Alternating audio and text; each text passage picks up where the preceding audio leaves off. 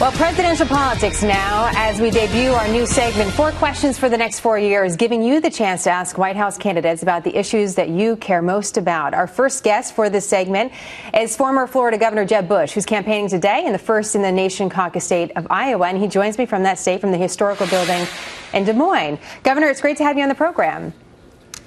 Thank you, Jenna. Great to be with you. We picked 4 questions. We hope to get to more. And of course, we're going to ask a little, follow-up questions as we ask the questions from our viewers. But we got some great questions from our viewers, and a lot of them about our top story today, and that is Syria. Barbara Moon is very curious about Russia. You heard Greg Palcott say that the impression from NATO is that there's a feeling of helplessness about what Russia is doing in Syria. How would you deal specifically with Russia? And if you were in the office today, Oval Office that is, what's priority number 1? Well, first of all, the idea that America is helpless on any subject is deeply disturbing to me, because we should be leading the world. And in this case, we've pulled back, and Putin is taking full advantage of it.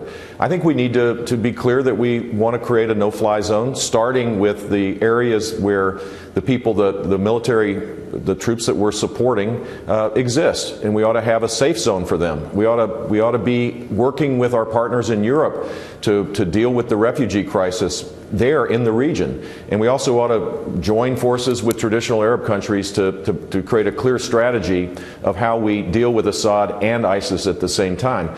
And that requires American leadership. And right now we have none of that. And I think the tools that we have are pretty significant. We could work in concert with Europe to impose greater sanctions. That would create a real adverse situation for Russia and make them pull back from what they're doing right now.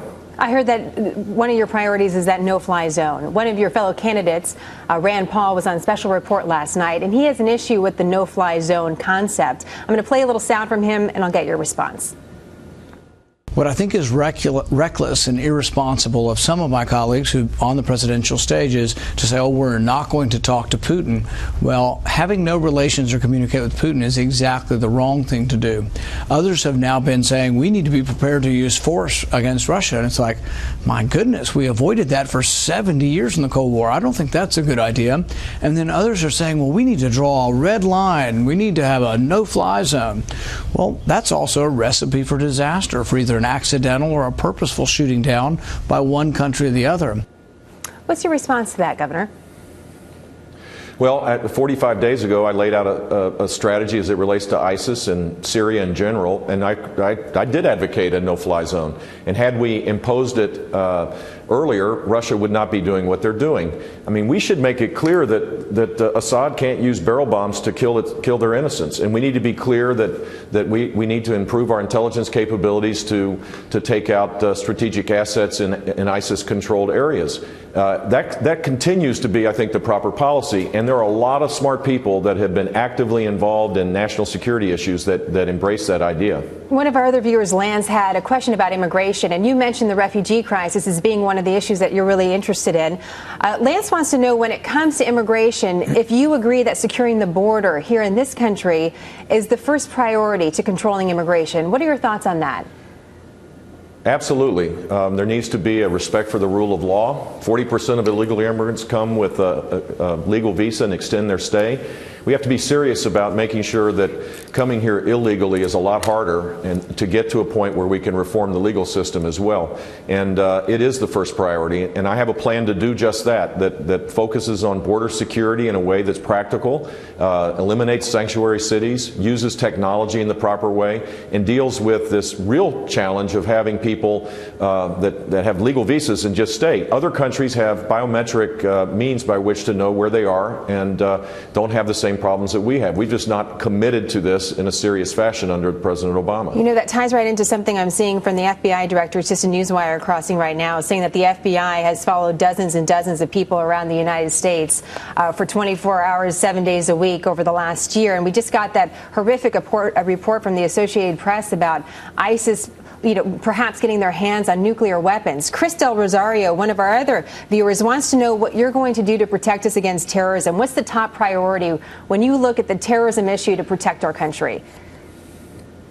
Look, the first priority for a president is to keep us safe, and that increasingly means we have to deal with Islamic terrorism overseas as well as protecting the homeland. We need to enhance our counterintelligence capabilities and intelligence capabilities to keep us safe. And let's be clear, this is not a law enforcement exercise. This is a threat to our national security.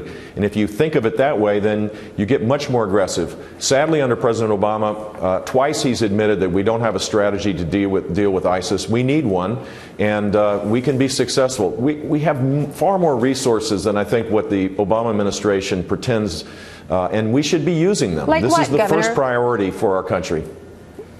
What would be an example of something Yeah. we should be using that we haven't been using? As it relates to dealing with ISIS in Iraq and Syria, it's to embed it with the Iraqi military. It's to have air controllers to be able to make our sorties more effective. It's not to have, it's to recognize this as a war, not a law enforcement exercise, so you don't have lawyers approving every strike.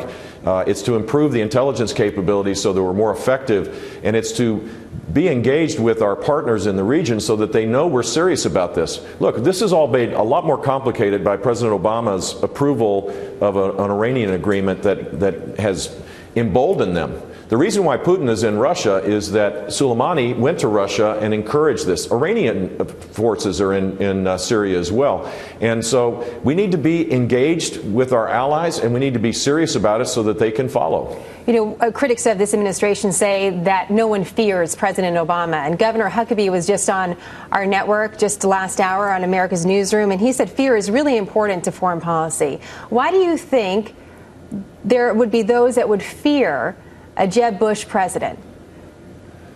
Because, first of all, I would have the humility not to have grandiose talk and never follow it up. The word of the president really matters. When you talk about red lines or talk about a country being, ISIS being the junior varsity or Russia being a regional power or we're pivoting to Asia, you better back it up.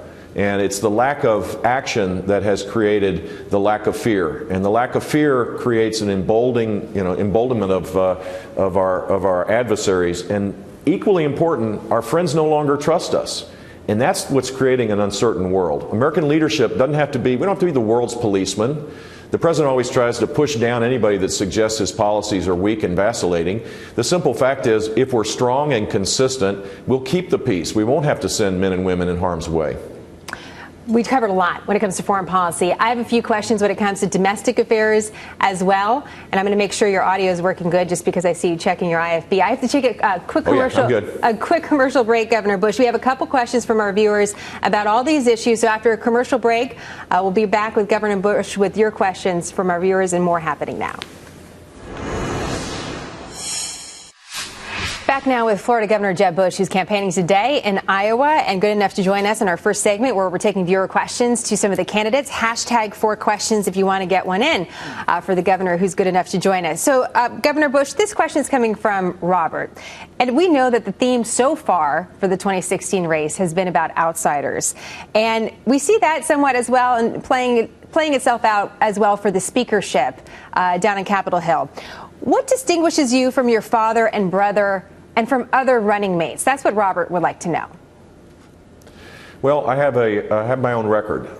In my adult life, since I turned 21, I've had 32 years in the private sector, built a business up from a standing start of 2 people to be the largest commercial real estate company in South Florida. I've been involved in other business activities.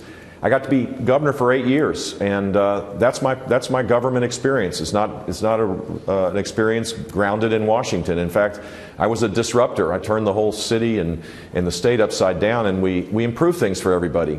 My belief is that people are assets, not liabilities, and if you empower them by giving them the chance to have the capacity to achieve earned success, they do. So we cut taxes, we shrunk government, we created rising income, and all of that disruption I think I can bring to Washington. And it's based on practical experience, not just about talking about it. That's the difference. I've done it. I haven't just talked about it. And so for those that say, well, it's just another Bush, it would just be another Bush in the White House, what do you say?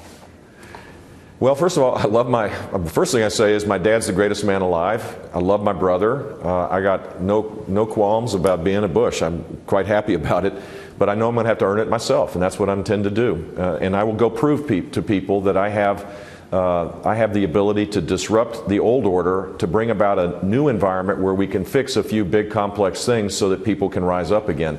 That's the focus here, how to create a secure America and how to create rising income for people to allow them to pursue their dreams. And we're not doing it right now because of the progressive liberal policies and the lack of the total gridlock in Washington. I can see why people are angry, but they ought to be focused on who can do this, who has the practical experience. We've had a president, for 7 years who's done nothing, but there was no indication that he was a leader when he ran for office. Great speaker, very eloquent, but there was nothing in his background that suggests he could make a tough decision or bring people together. You mentioned some big complex issues, and that plays into a question that Kathy asked. She said, of all the issues being discussed, which is your one biggest concern? If you could put it on the top of the list, is it the economy? Is it security? Is it immigration? What is it?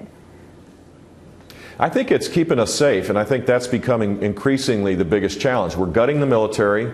We have a president that doesn't believe in America's leadership in the world. Our enemies are taking advantage of that, and our friends no longer trust us. I wish it wasn't the number one issue, but it is. My hope is that we can fix how we regulate and tax and embrace the energy revolution to create higher growth and higher income for the middle class in this country, and that's where I focus most of my energies in terms of the policies that we're laying out.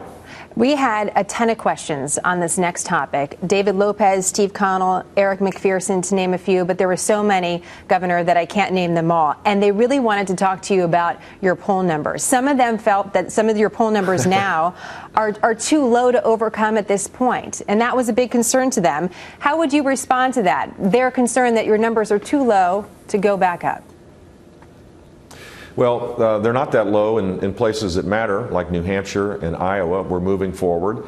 I just saw a poll that showed I was in the Reuters poll that showed me tied for second place nationally. None of that stuff really matters, though. It's how you move the needle over the long haul. And we're in a good position right now. Look at what happened 4 years ago and 8 years ago. John McCain was down and out 8 years ago, and he literally had no staff at this time. He was totally written off, and he won the nomination.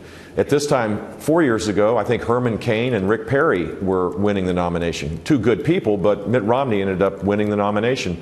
We got a long way to go, and I'm going to stick with it and show my heart, advocate ideas that give people a sense that I'm serious about improving their chance to be successful, and I'm confident that I'm going to win the nomination in the right way. We had a lot of other interesting questions, and we're going to keep them all, and we hope to have you back on, Governor Bush, so you do another round of this. 4 questions. We got in a lot more than that, and we appreciate the time and wish you the best of luck. Thank you very much. Thank you, Jenna. Take care.